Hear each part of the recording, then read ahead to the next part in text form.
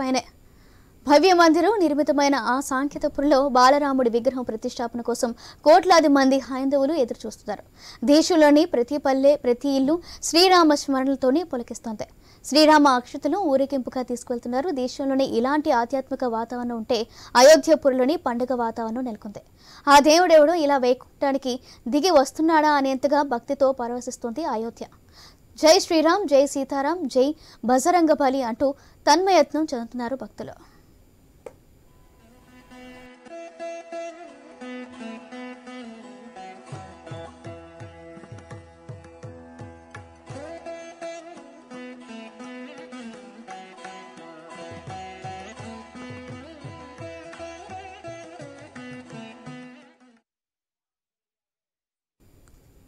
సరియు పర్వంలో సాధువుల తపస్సులు, నిత్య అగ్నిహోత్రాలు, యోగాలు, శ్రీరాముడి పేరున అభిషేకాలు, పూజలు, భక్తి గీతాలు ఇలా ఎటు చూసినా అయోధ్యలో సీతారాముల గానమే వినిపిస్తుంది. వీటన్నిటికీ తోడు ఆలయ నిర్మాణం ఎంతో అబ్బురపరుస్తుంది. నిర్మాణ శైలి ఎంతో ప్రత్యేకం. జనవరి 22న బాలరాముడి విగ్రహం ప్రతిష్టాపన సమయంలో జరిగే ఆ పవిత్ర క్రతువును ప్రత్యక్షంగా, పరోక్షంగా టీవీ తెరలపై వీక్షించేందుకు ఉత్సాహంతో ఉన్నారు జనం. ఇది కనేవిని ఎరుగని పండుగ.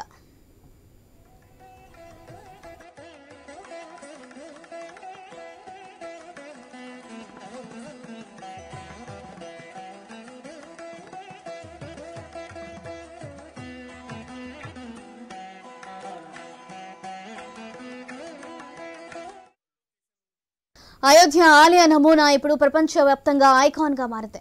67 ఎకరాల సువిశాల ప్రాంగణంలో నిర్మితమవుతున్న ఆలయంలో గుడి శిఖరం నేల మీద నుంచి 128 అడుగుల ఎత్తు ఉంటుంది. పొడవు 268 అడుగులు, వెడల్పు 140 అడుగులు. 2 అంతస్తుల ఆలయంలో ఒక్కో అంతస్తులో 106 స్తంభాల చొప్పున మొత్తం 212 స్తంభాలు ఉంటాయి. మొత్తం దేవాలయం అంతా ఒక విశాలమైన ఎత్తైన రాతి వేదిక మీద ఉంటుంది.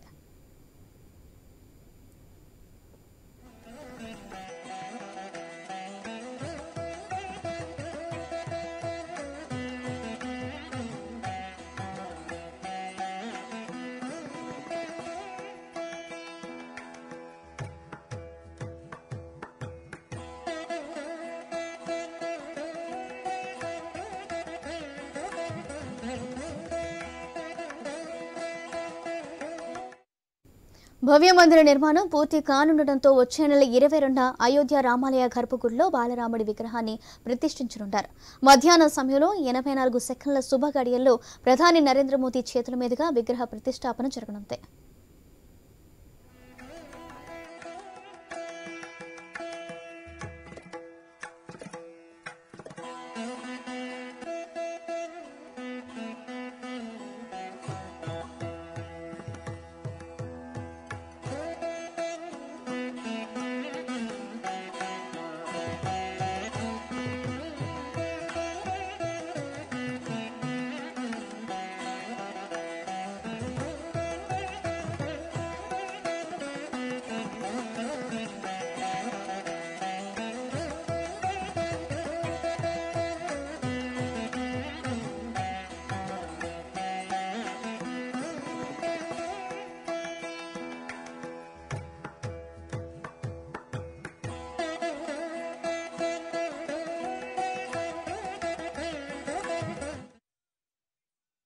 అయోధ్య వైభవాన్ని, ఆలయ విశిష్టతలను వెల్లడించడానికి ఘనవరం భువనేశ్వరి పీఠం పీఠాధిపతి శ్రీ శ్రీ శ్రీ కమలానంద భారతి స్వామీజీ లైవ్ లో అందుబాటులో ఉన్నారు.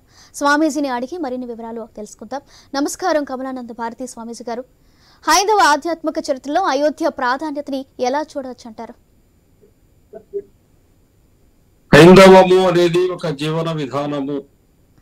ఆ హైందవ జీవన విధానానికి రామాయణము లేదా శ్రీరాముని జీవితము, సీతారాముల జీవితము ప్రామాణికం.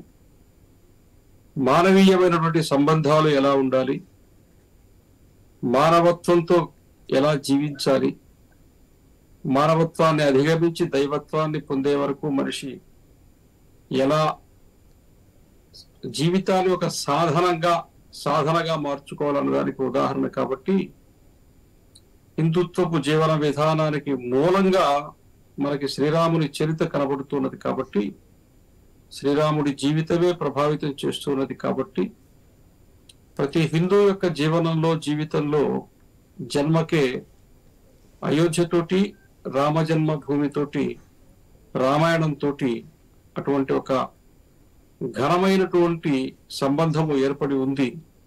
కాబట్టి ఈ రోజున రామ జన్మభూమి పట్ల, రాముని మందిరం పట్ల యావత్ హిందూ సమాజం ముక్త కంఠంతో ఆ విధంగా మొదటి నుంచి కూడా స్పందిస్తూ ఉంది. కాబట్టి హిందుత్వము అంటేనే రాముడి చరితము అన్నంతగా మమేకమైనటువంటి పరిస్థితిని మనం చూస్తూ ఉంటాం. స్వామీజీ, ఇప్పుడు అయోధ్య ఆలయ నిర్మాణం కోసం దశాబ్దాలుగా హిందువులు ఎదురు చూసిన పరిస్థితి. మరి ఇప్పుడు మధుర క్షణాలు సమీపిస్తున్నాయి. అందరి దృష్టి జనవరి 22న జరిగే బాలరాముడి విగ్రహం ప్రతిష్టపైన ఉంది. ఆ రోజు జరిగే పవిత్ర క్రతువులో ఏవేమి ఉంటాయి? ఆ ముహూర్తం బలం గురించి గొప్పగా చెప్తున్నారు. మరి ఆ విశేషాలు చెప్పండి స్వామీజీ.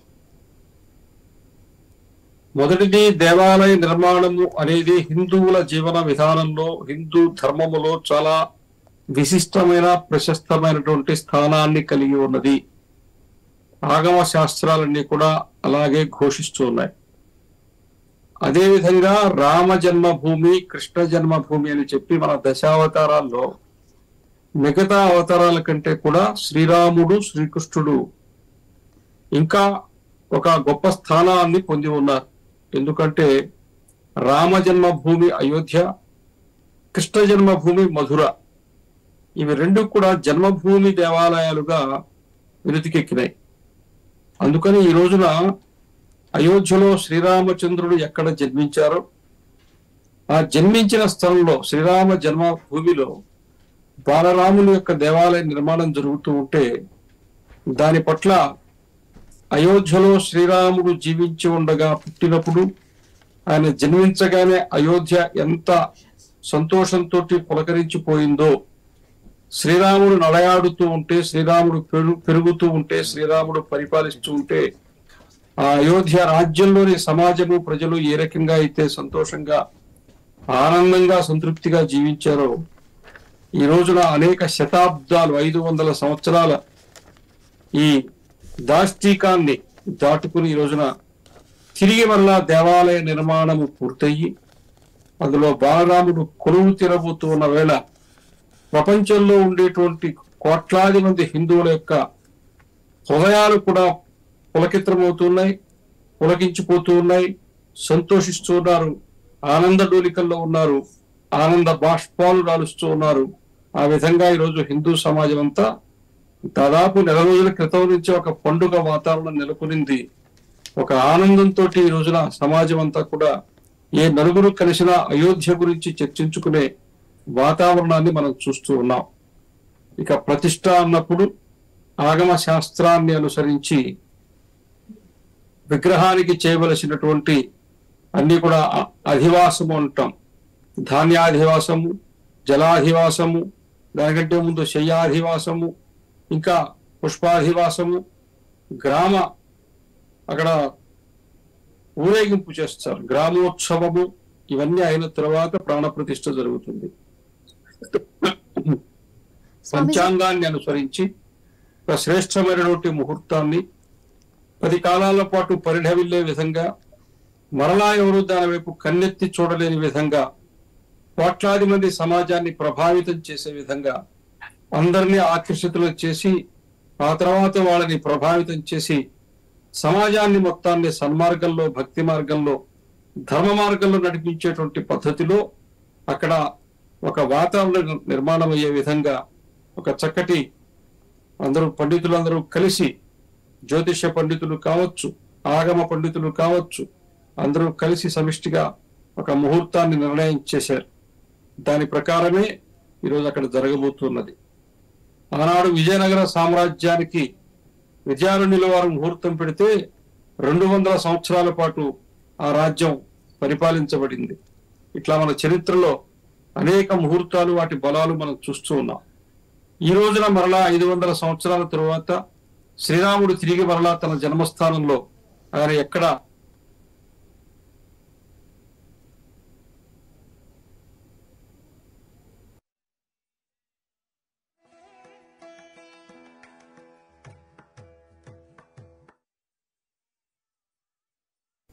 షార్ట్ బ్రేక్ తీసుకుందాం.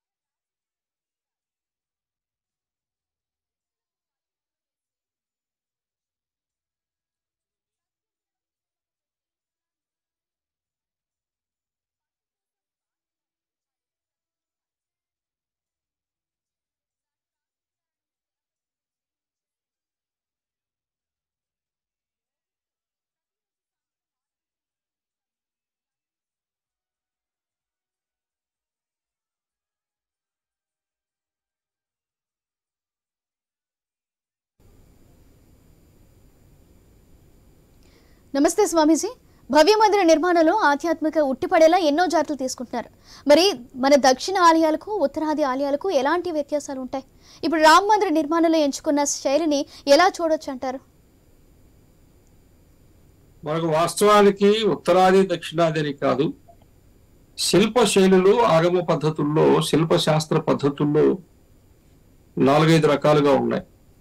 ఉత్కళ సాంప్రదాయం అని, నాగరీ సాంప్రదాయం అని, అదేవిధంగా మన ద్రవిడ సాంప్రదాయం అని, ఇట్లా శిల్పాలు తయారు చేయటము, దేవాలయాలు నిర్మాణం చేయటము ఆగమశాస్త్ర పండితులైనటువంటి వాళ్ళు, ఆగమశాస్త్రం అంటే మంత్రభాగం కాకుండా శిల్పభాగం, శిల్పశాస్త్రం, దాని ప్రకారం నిర్మాణం చేసేటువంటి వాళ్ళే స్థపతి అంటున్నాం మనం. ఈ స్థపతులు నిర్మాణం చేసేటువంటి శైలులు జైన దేవాలయాలు ఏ శిల్ప సాంప్రదాయంలో చేస్తూ ఉన్నారు ఇలా ఉన్నాయి. మనకి ఇక్కడ చూసినట్టయితే తెలంగాణలో రామప్ప దేవాలయం కావచ్చు, కొన్ని ఒక పద్ధతిలో నిర్మాణం చేశారు. అదేవిధంగా ఇక్కడ నల్గొండ దగ్గరకు వచ్చినప్పుడు పిల్లల మర్రిగా ఉంది. ఆ ఊర్లో ఒకే దేవాలయంలో 4 సాంప్రదాయాల ప్రకారము నిర్మాణం చేసిన ఒక మంటపం ఉంది. కాబట్టి ఇది దేశంలో దేవాలయ వ్యవస్థ అనేది దేశ సమైక్యతకు ఒక ఉదాహరణ. ఆయా ప్రాంతాలను బట్టి అక్కడక్కడ దొరుకుతున్నటువంటి మార్పులు చేర్పులతోటి అనేక రకాలైనటువంటి, ఇప్పుడు మనము విశ్వవిద్యాలయాల్లో ఎన్నో రకాల విద్యను ఎలా అభ్యసిస్తూ ఉన్నామో అలా ఒక శాస్త్రం యొక్క విస్తారము, వికాసము, శిల్పశాస్త్రం యొక్క విస్తారము, వికాసము. మనం ఉత్కళ సాంప్రదాయం ఒరిస్సాకు పోయినట్టయితే అక్కడ ఎత్తైన 200-300 అడుగుల ఎత్తులో కూడా దీపాన్ని వెలిగిస్తుంటారు. ప్రతిరోజు పైకి చకచక చకచక ఎక్కుకుంటూ వెళ్ళిపోతుంటారు. అలా ఎత్తైనటువంటి గోపురాలు నిర్మించడం అనేది ఉత్కళ సాంప్రదాయం. అద్భుతమైన శిల్పము మొత్తము విమానం దగ్గర నుంచి అంతటా కూడా నిండి ఉండేటువంటిది ఒకటి మనం సౌరాష్ట్ర సాంప్రదాయంలో చూస్తూ ఉంటాం. ఇకపోతే పెద్ద పెద్ద మంటపాలు, తంజావూరు దేవాలయం కావచ్చు, లేదా మన శ్రీకాళహస్తి దేవాలయం దాకా తీసుకుంటే, లేదా ఇప్పుడు అందరూ వెళ్ళేటువంటి తిరువన్నామలైలో ఉండేటువంటి దేవాలయం కావచ్చు, ఇట్లా తమిళనాట ఉండేటువంటి దేవాలయ శిల్పశైలి కావచ్చు, ఇవన్నీ కూడా ఏంటంటే శిల్ప శాస్త్రం యొక్క వికాసము. అక్కడక్కడ ఎంతెంతో వాళ్ళు చేసినటువంటి ప్రయత్నము, కృషి, కొన్ని 100 సంవత్సరాల క్రితం, 2000 సంవత్సరాల క్రితం నిర్మాణమైనటువంటి దేవాలయాలు ఉన్నాయి. అప్పటి నుంచి కూడా శిల్పశాస్త్రం, రామాయణ కాలంలో, మహాభారత కాలంలో అప్పుడు ఉండేటువంటి నగరాలు, వాటి నిర్మాణ శైలి, ఈ రోజున ద్వారకా నగరం సముద్రంలో మునిగిపోయి ఉంటే మరి అక్కడ ఈ రోజున సబ్మెరైన్ లో వెళ్ళి లోపల 300-400 అడుగుల లోపలికి వెళ్ళి అక్కడ సబ్మెరైన్ లో అక్కడ ద్వారకా నగరం యొక్క శిథిలాలను చూచేటువంటి ఒకటి కూడా ఈ రోజున గుజరాత్ ప్రభుత్వం చేయబోతున్నది. కాబట్టి ఈరోజు కొత్తగా ఏమీ రాలేదు, ఆయా సాంప్రదాయాలు ఉన్నాయి.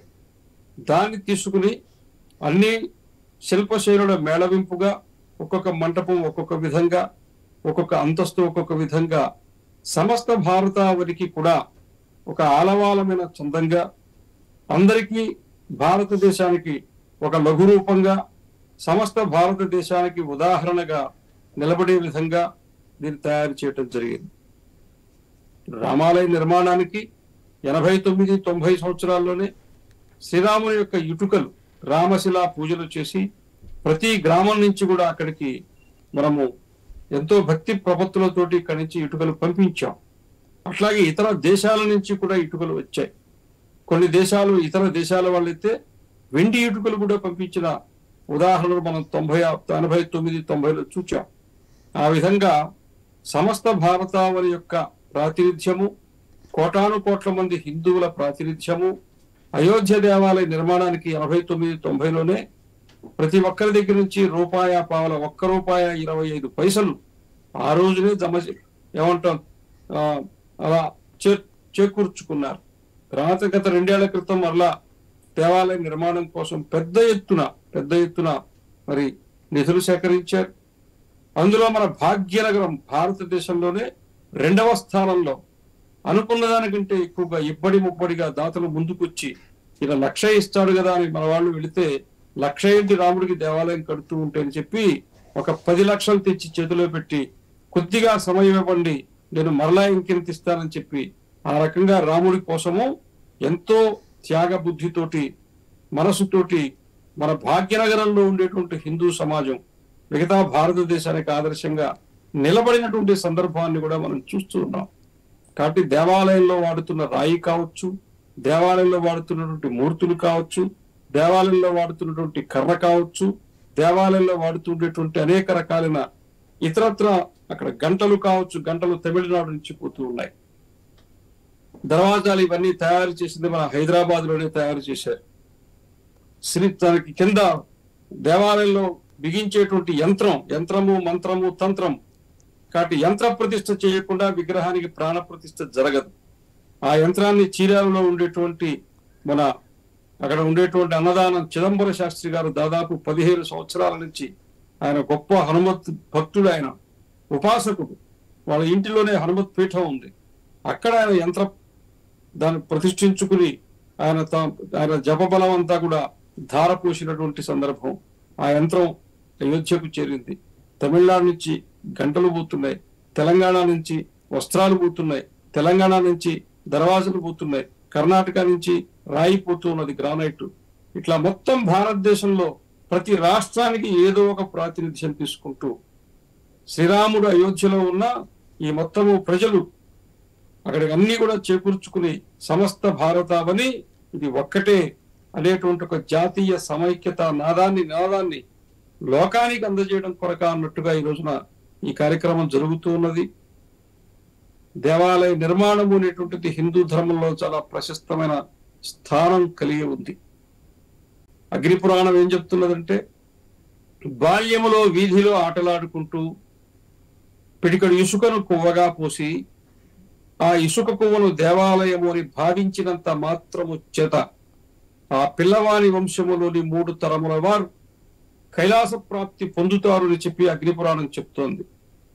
కాబట్టి ఇసుకతో దేవాలయం కడితేనే ఆడుకునేటప్పుడు బాల్యంలో మరి 3 తరాలు తరించినట్టయితే ఇలాంటి భవ్యమైన దివ్యమైన సాక్షాత్తు పరమాత్ముడు నడయాడిన జన్మించిన అటువంటి జన్మభూమిలో దేవాలయం నిర్మాణానికి 1 రూపాయి ఇచ్చినా, ఏ రకంగా సహకరించినా అది జన్మలను తరాలను వంశాన్ని తరింపచేసే అంశంగా హిందూ పురాణాలు పేర్కొంటూ ఉన్నాయి. అయోధ్య అనేది దేవాలయం మామూలు దేవాలయం కాదు. ఒకటి అవతార పురుషుడు, మర్యాద పురుషోత్తముడైనటువంటి శ్రీరామచంద్రుని దేవాలయం. 2 కనీసం కలలో కూడా ఎవ్వరికి ఏ రకమైనటువంటి ఆపద తలపెట్టినటువంటి ప్రభు శ్రీరామచంద్రుని దేవాలయాన్ని చాలా నిర్దాక్షిణ్యంగా కర్కశంగా రాక్షసత్వంతో కూలగొడితే దాదాపు 380 యుద్ధాలు చేసి లక్షలాది మంది హిందువులు రక్తతర్పణం చేస్తే చివరికి 1990లో కూడా కరసేవకులు పోలీసు కాల్పుల్లో చనిపోతే సరయూ నది రక్తసిక్తమైపోతే ఇన్ని త్యాగాలు చేసిన తరువాత ఈ రోజున శ్రీరాముని భవ్య మందిరాన్ని మనం చూడబోతున్నాం. ఈరోజు చాలా మంది రాముడి దేవాలయం గురించి ఇంకా ఏదేదో మాట్లాడుతున్నారు. ఇంకా ఎందుకు మాట్లాడతారు? మీరే అన్నారు కదా, న్యాయస్థానం తీర్పు వస్తే దాన్ని శిరసావహిస్తామన్నారుగా. పార్లమెంటులో చట్టం జరిగితే మీరు శిరసావహిస్తామన్నారుగా. మరి భారత సర్వోచ్చ న్యాయస్థానం అక్కడ దేవాలయం ఉన్నది అన్నదానికి అన్ని రకాల సాక్ష్యాధారాలు ఉన్నాయి. కాబట్టి ఇది హిందువులకే చెందుతుంది. కాబట్టి ఓ భారత ప్రభుత్వమా, నీవే చొరవ తీసుకుని చట్టపరంగా ఒక ట్రస్టును ఏర్పాటు చేసి ఆ ట్రస్టు మాధ్యమంగా అక్కడ దేవాలయం నిర్మింపచేయి అని చెప్పి సుప్రీంకోర్టు తీర్పు ఇచ్చిన తర్వాత పార్లమెంట్లో శ్రీరామ జన్మభూమి తీర్థక్షేత్ర ట్రస్టు స్వయంగా భారత ప్రధానమంత్రి పార్లమెంటు సాక్షిగా ప్రకటించిన తరువాత ఇంకా దేని గురించి చర్చిస్తున్నారు? ఇంకా ఎవరి ప్రశ్నలకు సమాధానం చెప్పాలి? ఎప్పుడు సమాధాన పడతారు?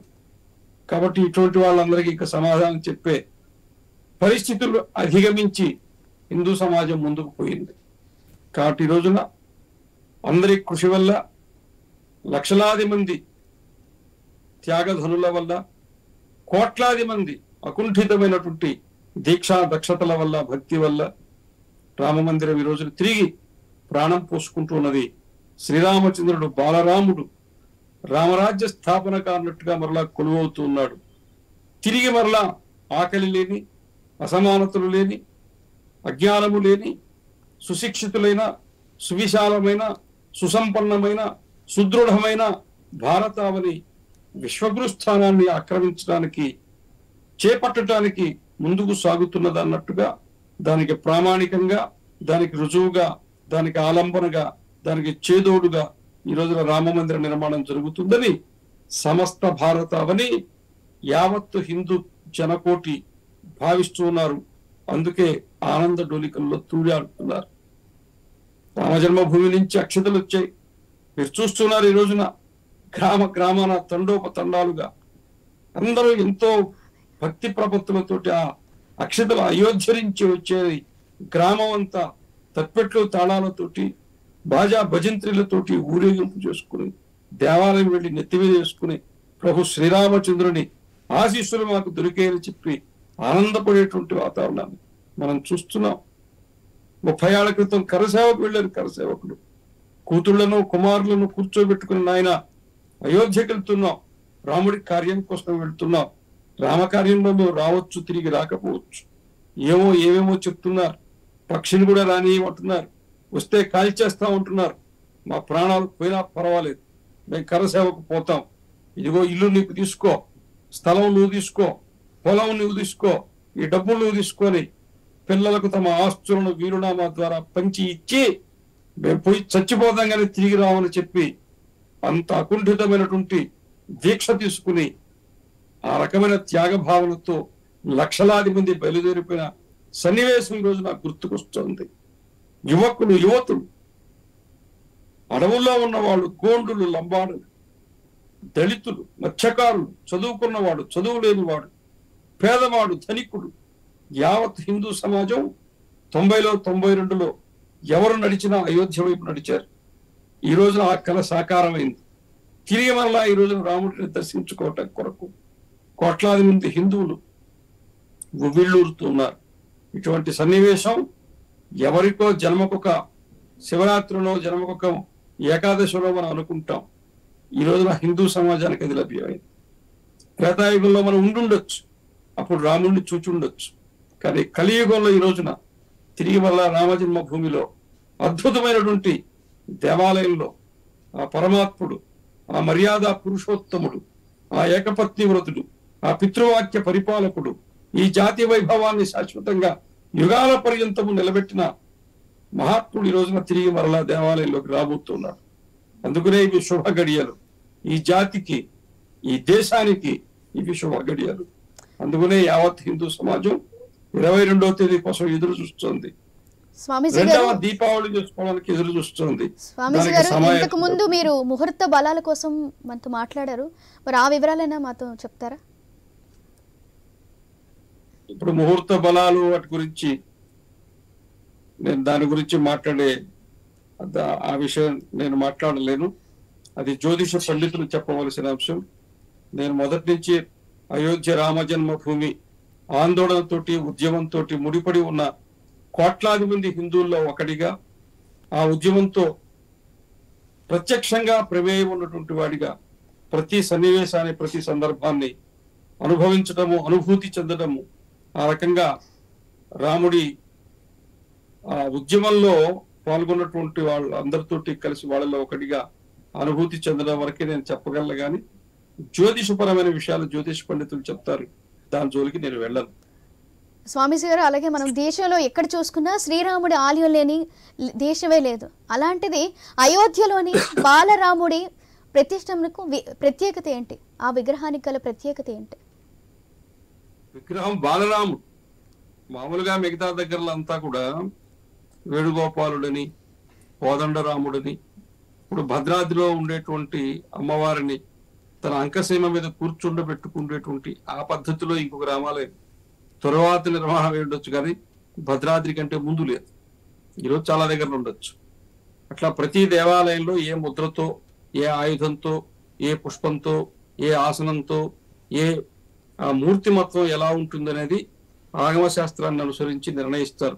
శివలింగమైనా సరే, వినాయకుడైనా సరే, అయ్యప్ప స్వామి అయినా సరే, ఆగమ శాస్త్రము, శిల్పశాస్త్రము ఈ రెండు ఆ రూపాలు ఎలా ఉండాలని పేర్కొన్నాయో అలా చేస్తారు. కానీ బాలరాముడు అనేటువంటి దేవాలయం ప్రపంచంలో ఎక్కడ ఉండదు. పుట్టి బాలుడు ఆడుకుంటుండేటువంటి చిన్న వయసులో ఉండేటువంటి శ్రీరామచంద్రుని దేవాలయం నిర్మాణం అవుతున్నది కాబట్టి ఇది మిగతా దేవాలయాల కంటే, అక్కడ ఉండేటువంటి మూర్తుల కంటే, అక్కడ మనం దర్శనం చేసుకునేటువంటి మూల విరాట్టు కంటే కూడా ఇక్కడ బాలరాముడి దేవాలయం ఉండబోతున్నది. ఇటువంటి దేవాలయం ఒక అయోధ్యలో తప్ప ఇంకెక్కడ ఉండే అవకాశం లేదు. ఎందుకంటే ఆయన అక్కడ పుట్టారు కాబట్టి అక్కడ ఉంటుంది. కాబట్టి అది అక్కడ ఉండేటువంటి విశిష్టత. ఇంకా అక్కడి నుంచి మనకి ఇంకా కొంత సమాచారం అందవలసి ఉన్నది. ఎందుకంటే చాలా విషయాలు ఆలోచించి చాలా విషయాలు జరగబోతున్నాయి. అవన్నీ కూడా ఒక్కొక్కటి వస్తాయి. 22వ తేదీ వరకు చాలా విషయాలు గుంభనంగానే ఉంటాయి సహజంగా.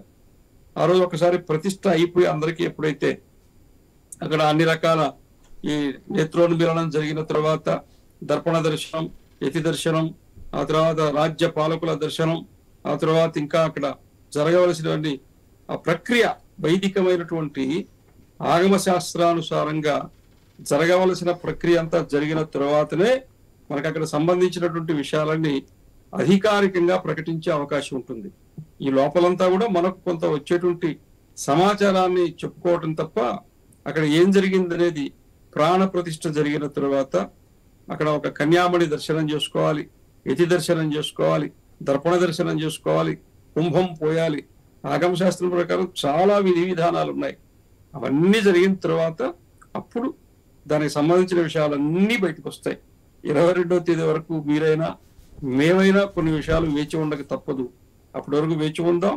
మాకు ఆహ్వానం అందింది, మేం ప్రతిష్టకు వెళుతున్నాం. మన తెలంగాణ, ఆంధ్రప్రదేశ్ రాష్ట్రాల నుంచి దాదాపు 200 మంది సాధువులు ఇక్కడి నుంచి రైళ్లలో, విమానాల్లో బయలుదేరి వెళ్తున్నారు. ఆనాడు అయోధ్య ఆందోళనలోనూ మనం ముందున్నాం, ఈ రోజు ఈ కార్యక్రమంలోనూ ముందున్నాం. ప్రభు శ్రీరామచంద్రుడు నడయాడిన భూమికి చెందిన వాళ్ళం కాబట్టి మనకు శ్రీరామచంద్రుడితో సంబంధము, అనుబంధమే కాదు, ఏకంగా మానసికమైన బంధుత్వమే ఉంది. కాబట్టి మనం ఇప్పుడు కూడా ముందు వరుసలో ఉంటాం. దాన్ని మనం కనుల పండుగగా చూసుకుంటాం, తిరిగి వచ్చి అందరితో పంచుకుంటాం. అప్పటి వరకు ఎదురు చూస్తాం. జై శ్రీరామ్. స్వామీజీ గారు, అలాగే అయోధ్య ఉద్యమ చరిత్ర, బాలరాముడి ఆలయం కోసం ఎన్నో పోరాటాలు జరిగాయి.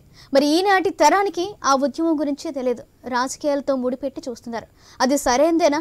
అసలు శతాబ్దాల పాటు జరిగిన ఉద్యమం విశిష్టతలు చెప్పండి స్వామీజీ గారు. అసలు ఒక దేవాలయం కోసము ప్రపంచంలో ఇన్ని వందల యుద్ధాలు జరిగినటువంటి సందర్భమే ఇంకొకటి లేదు.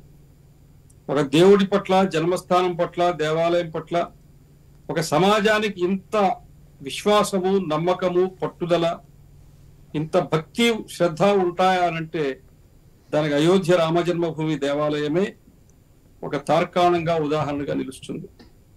కొన్ని వందల యుద్ధాలు చేశారు, కొన్ని లక్షల మంది చనిపోయారు, హిందువులు రక్తతర్పణం చేశారు, హిందువులు త్యాగం చేశారు. కానీ రాముడి దేవాలయాన్ని వదిలిపెట్టలేదు. చాలా సహనంతో ఉన్నారు, చాలా ఓపికతో ఉన్నారు. నిజానికి చెప్పాలంటే, నిజాయితీగా చెప్పాలంటే ఈ దేశంలో రామజన్మభూమిని హిందువులకు ఇవ్వడానికి ముస్లింలు అడ్డుపడింది తక్కువ. ఒకానొక సందర్భంలో వాళ్ళ దేవాలయాన్ని ఇచ్చేయడానికి వాళ్ళు సిద్ధపడ్డారు. లేదు మీరు ఇవ్వకండి, మీ తరపున మేము నిలబడతామని ఈ కుహానా సెక్యులర్ రాజకీయ పార్టీలు ఆయా వర్గాలను రెచ్చగొట్టి మీరు ఆగండి, మేము చూసుకుంటామని చెప్పి దీని రాజకీయమైన అంశం చేసింది ఈ సెక్యులర్ రాజకీయ పార్టీలు. 1990కి ముందు భారతదేశంలో హిందువుల పక్షాన్ని నిలబడినటువంటి ఒక రాజకీయ పార్టీ లేదు. ఆ రకంగా హిందువులందరూ కూడా ఒంటరిగా అయిపోతే, హిందువుల పక్షాన మాట్లాడే మనిషే లేకపోతే, ఒక రాజకీయ పార్టీ లేకపోతే, ప్రతి హిందూ ఆచారాన్ని, సాంప్రదాయాన్ని తొలనాడుతూ ఉంటే, అవహేళన చేస్తూ ఉంటే, హిందూ ఎంపీలు, హిందూ ఎమ్మెల్యేలు, హిందూ ముఖ్యమంత్రులు, హిందూ ప్రధానమంత్రులు ఉన్న హిందువులకు కొద్దిగా కూడా వాళ్ళు స్వాంతన కలిగించే కార్యక్రమం ఒక్కటి చేయలేదు. కేవలం ఓటు బ్యాంకు రాజకీయాల కోసం ఇతర మతస్థులను రెచ్చగొట్టడం, వాళ్ళని ఓటు బ్యాంకులుగా ఉపయోగించుకోవటం, వాళ్ళ యొక్క వికాసాన్ని కూడా గాలి కుదిలిపెట్టేసి ఆ రకంగా రాజకీయాలు చేశారు. కానీ 90 నుంచి మారింది. నిజమే, హిందుత్వం కూడా ఈ రోజున ఒక రాజకీయ ఎజెండాగా మారింది. మారాలి కూడా. మెజారిటీ సమాజాన్ని దోచుకుంటూ ఉంటుంటే, మెజారిటీ సమాజాన్ని అణిచివేస్తుంటే, మెజారిటీ సమాజాన్ని అవహేళన చేస్తుంటే అవమానపరుస్తుంటే, అసలు ఎప్పుడు ఎక్కడ ఏం జరుగుతుందో తెలియని పరిస్థితుల్లో ఉంటే ఆ సమాజం పట్ల, ఆ సమాజం పక్షాన ఒక రాజకీయ పార్టీ నిలబడితే దాని రాజకీయ అనాల్సిన అవసరం లేదు. 1990లో అద్వానీ గారు ఒక నిర్ణయం తీసుకున్నారు. రామ జన్మభూమిలో రాముడి దేవాలయ నిర్మాణం కొరకు మా పార్టీ కట్టుబడి ఉంది అని రథయాత్ర చేశారు. ఆ రథయాత్ర ఎంత గొప్పగా జరిగిందో నాకు బాగా అనుభవం. ఆ రథయాత్ర ఆదిలాబాద్ కావచ్చు, ఇచ్చోడు కావచ్చు, నిర్మల్ కావచ్చు, నిజామాబాద్ కావచ్చు ప్రత్యక్షంగా చూచేటువంటి అవకాశం నాకు కలిగింది. ఆ రోజున అందరూ రాజకీయాలు మర్చిపోయారు. వాస్తవానికి ఆ రోజున ప్రధానంగా ఉండేటువంటి రాజకీయ పార్టీలు కాంగ్రెస్, తెలుగుదేశం, బీజేపీ. ఈ కాంగ్రెస్ వాళ్ళు, తెలుగుదేశం వాళ్ళు కూడా పార్టీలను పక్కన పెట్టి వాళ్ళు కూడా రాముడి కార్యంలో మనస్ఫూర్తిగా నిమగ్నమై అందరూ వచ్చి ఆలింగనం చేసుకుని అయోధ్యలో రామ మందిరం ఉండాల్సిందేనని అందరూ కలిసి ఆ కార్యక్రమాల్లో పాల్గొన్నటువంటి సన్నివేశాన్ని నేను మర్చిపోలేను. కాబట్టి రాముడు అందరిలో ఒక ఏకత్వాన్ని తీసుకొచ్చాడు. అద్వానీ గారి రథం బయలుదేరి నిర్మల్ నుంచి ఇచ్చోడు మీదుగా ఆదిలాబాద్ పోతూ ఉంటే ఎవరండి వాళ్ళు, ఎవరు గోండులు, ఎవరు లంబాడాలు, ఎవరు గిరిజనులు కాగడాలు పట్టుకునే అర్ధరాత్రి ఆ రోడ్డు మీదకి వచ్చే అడవుల్లో ఆ రథాన్ని ఆపి రాముడి దేవాలయం కట్టాలని హారతులు ఇచ్చారంటే ఇన్ని యుగాల తర్వాత ఈ అడవుల్లో, ఈ కొండల్లో, ఈ కోణంలో, ఈ గిరిజనుల్లో ఆ రాముడు హృదయాల్లో ప్రతిష్ఠితమై ఉన్నాడంటే ఆ రాముడిని అర్థం చేసుకోకపోతే వాళ్ళని ఏమనాలి? ఆ రాముడి గుణాన్ని, తత్వాన్ని, స్వభావాన్ని అర్థం చేసుకోకపోతే ఏమనాలి? ఈ రోజుకైనా అంత మానవత్వం మిగిలి ఉంది, నీతి నిజాయితీలు మిగిలి ఉన్నాయి, కుటుంబ వ్యవస్థ మిగిలి ఉంది, ఒక సాంప్రదాయము, సంస్కృతి బతికున్నాయంటే మన హృదయాల్లో ఆ రాముడు అంతో ఇంతో ఉండబట్టే కదా. అట్లాంటి ఉద్యమం అది. అది రాజకీయ సంబంధం. రాజకీయ నాయకులు ఎన్నైనా మాట్లాడతారు, వాళ్ళదేమో, వాళ్ళ గురించి పట్టించుకోవాల్సిన అవసరం లేదు. సమాజం ధారణ, సమాజం ఎంత గొప్పగా, ఎంత పులకించిపోయింది, ఎంత ఏడ్చింది, ఎంత దుఃఖించింది, ఎంత ఆనందించింది, ఎంత ఉద్వేగభరితమైంది, ఆ క్షణాలు తలుచుకుంటే ఇప్పటికి కూడా యువతలో రామానంద సాగర్ రామాయణం వస్తే ఇంటిల్లిపాది కూర్చుని చూచారే. ఆడామగా తేడా లేకుండా రాముడు, సీతమ్మ వారు కష్టపడుతుంటే ఏడ్చేరే. భరతుడి త్యాగాన్ని చూచి, శ్రీరాముడిని చూచి, లక్ష్మణుని చూచి విడిపోయినటువంటి అన్నదమ్ములు కలుసుకున్నారే. సీతారాములను చూచి డైవోర్స్ అయిపోయినటువంటి భార్యాభర్తలు మరలాకు పంచ కిందకు వచ్చారు. ఇంత ప్రభావితం చేసింది కదా రామానంద సాగర్ రామాయణం, ఇంత ప్రభావితం చేసింది కదా అయోధ్య ఉద్యమం. కాబట్టి సమాజాన్ని కలిపి ఉంచేది కుటుంబాన్ని కావచ్చు, సమాజాన్ని కావచ్చు, అందరినీ కలిపి ఉంచేటువంటిది కేవలము రామనామము, రాముడి తత్వము, రాముడి వ్యక్తిత్వము. ఇది ఎన్ని యుగాలైనా ఇది మారదు అనేది మనకు మన జీవితంలో మనం చూచిన దాన్ని బట్టి, మనకు అనుభవమైన దాన్ని బట్టి అర్థమవుతున్నది తల్లి. అందువల్ల రామజన్మభూమి దేవాలయ నిర్మాణం కోసం ఈ రోజున ఎదురు చూస్తున్నాం, మధుర గడియలు వస్తున్నాయి. మన మనసంతా అక్కడే ఉంది. చాలా సంతోషం మీతోటి ఆలోచనలు పంచుకున్నాం. నేను మరలా వేరే కార్యక్రమానికి వెళ్లాల్సి ఉంది. శుభం. జై శ్రీరామ్.